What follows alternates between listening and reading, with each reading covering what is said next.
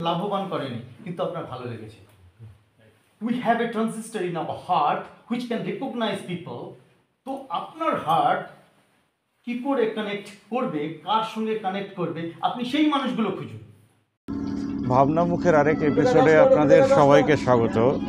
যে প্রশ্নটা আপনাদেরকে রাখছি, সেই প্রশ্নটা যদি আপনি নিজেকেও রাখেন, তাহলে মনে হয় একটা দেশ এগোলেও এগোতে পারে। আজকে আমাদের পার্লামেন্টে যে ধাক্কাধাক্কি হয়েছিল, সেই খবরটা শুনে আপনার কোথাও কি মনে হয়েছে যে তারা যে কথাই বলুক না কেন আমাদেরকে পেছনে নিয়ে যাচ্ছে? আমাদের ধর্মের জায়গা থেকে যে ধরনের বক্তব্য বাংলাদেশ থেকে পেলাম, তাতে দেশটা আরও পিছিয়ে গেল। তাহলে আমাদের দেশকে এগিয়ে গিয়ে নিয়ে যাবে, এই প্রশ্নটা নিশ্চয়ই আপনাদের মনে বারবার করে জাগবে।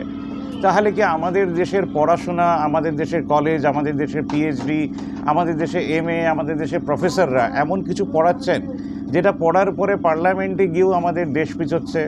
কলেজে একজন পড়াচ্ছেন আর ইউনিয়নের ছেলেরা বসে বাবা ব্ল্যাকশিপ করছে, তারা কোনো কাজে লাগছে না। আমাদের দেশের স্টুডেন্টরা যারা স্কুল থেকে, ভালো ভালো স্কুল থেকে, একসময় গভর্নমেন্টের স্কুল থেকে বেরোতো, এখন প্রাইভেট স্কুল থেকে বেরোয়, তারা কলেজে গিয়ে কি এমন কোনো কাজ করে যে বলতে পারবেন যে এই ট্রেনটি তো ক্যানিং থেকে শিয়ালদা অবধি পৌঁছে দেবে? কিন্তু তারা আপনাকে কোথা থেকে কোথায় পৌঁছে দেবে? বাড়ি থেকে শ্মশানঘাট না বাড়ি থেকে স্বর্গ? আমরা আমাদের দেশকে নিয়ে ভাবতে পারলাম না। উত্তর নিশ্চয়ই আছে যখন প্রশ্ন আছে, কারণ ভাবনামুখ প্রশ্ন করতে করতে প্রচুর মানুষদের সঙ্গে দেখা হয়। কালকে এমন একটা দিন ছিল 21 ডিসেম্বর, যে এমন কিছু মানুষের সঙ্গে দেখা হলো যারা দেশটাকে শুধু এগিয়ে নিয়ে যেতে পারবে না, আপনার আমার ভবিষ্যতও লিখতে পারবেন। একটা ছিল কলকাতায়, আর একটা ছিল গোসাবাতে। পরিবেশ প্রেমীদের আড্ডায় গাছের যে পাতাটা দেখছেন তারাই গিফট করেছে। তাদের কথাবার্তার মধ্যে যেটা খুঁজে পেলাম, যে কিছু মানুষ দেশের জন্য কাজ করছেন, কিন্তু তাদের পাশে দেশের মানুষেরা দাঁড়াচ্ছেন না, কারণ তারা জানেন না কীভাবে দাঁড়াবেন। আর তাদের কাছে এমন কোনো জায়গাও তৈরি হয়নি যে আপনি দাঁড়াতে পারবেন, কারণ কেউ বলেনি যে আপনাকে মানুষের পাশে দাঁড়ানোর জন্য আপনাকে তৈরি হতে হবে। আপনার বাচ্চার ভবিষ্যৎ 23 বছর পরে আমাদের যে গভর্নমেন্টগুলো চলছে সেখান থেকে চাকরি হবে না। তাহলে বাবা মাদের রোল কি হবে আমাদের দেশে, সেটাও কেউ পরিষ্কার না। তারা হাজারো হাজারো টাকা খরচা করছেন, হাজারো হাজারো টাকা খরচা করছেন, এবং যারা মারা যাননি তারা থ্রেড কালচারের মুখোমুখি দাঁড়িয়ে আছেন। তাহলে ভারতবর্ষের ভবিষ্যৎ, আমাদের সবার ভবিষ্যৎ কি অন্ধকার? সূর্য কি এমনি ওঠে, মানে এমনি এমনি ওঠে হরলিক্সের মতন, নাকি তারও কোনো কারণ আছে?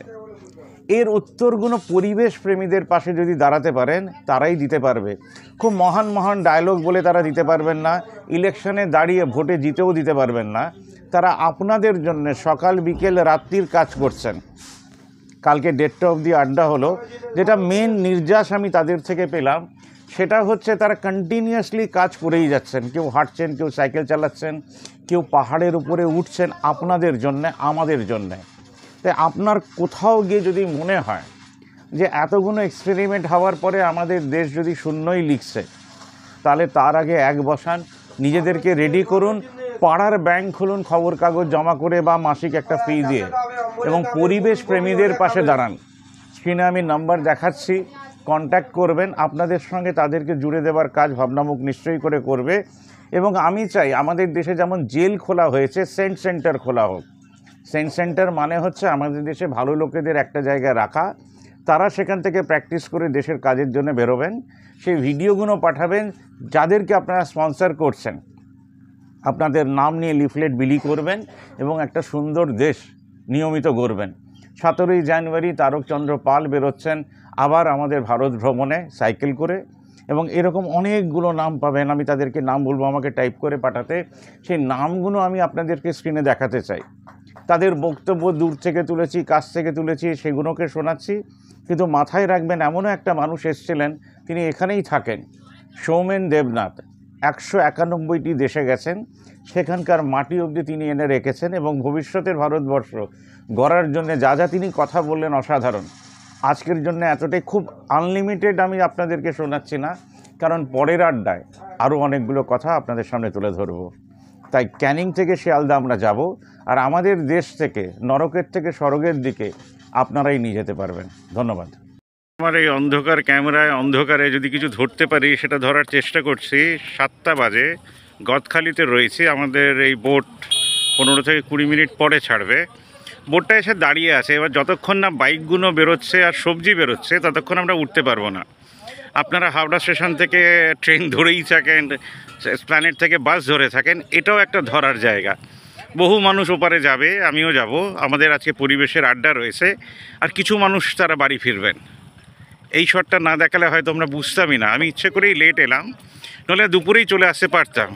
কিন্তু এই যে শটটা, এটা না দেখলে কি বোঝা যায় যে কত টাফ ফ্লাইট আমাদের দেশে সাধারণ মানুষেরা লিড করছেন।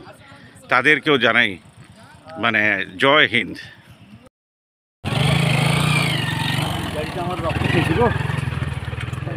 অ্যালাইনমেন্টটা হচ্ছে প্রায় 45 ডিগ্রি, সেই অ্যালাইনমেন্টে বাইকগুলো উঠছে।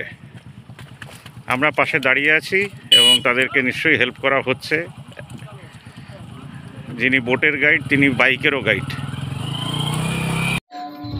সকালও হয়, রাতও হয়, দিনও হয়। আড্ডার কিছু ছবি আপনাদের সামনে তুলে ধরছি। খুব মজাদার আড্ডা হলো, অনেক কথা নিয়ে ডিসকাশন হলো। সেই ডিসকাশন আপনারা নাইবা শুনলেন, কিন্তু কিছু মানুষ দেশ নিয়ে ভাবছে, প্রাণ নিয়ে ভাবছে, দেশের সম্পদ নিয়ে ভাবছে, সবুজায়ন নিয়ে ভাবছে। তারা রাত্রির জেগেছিল আপনাদের জন্য।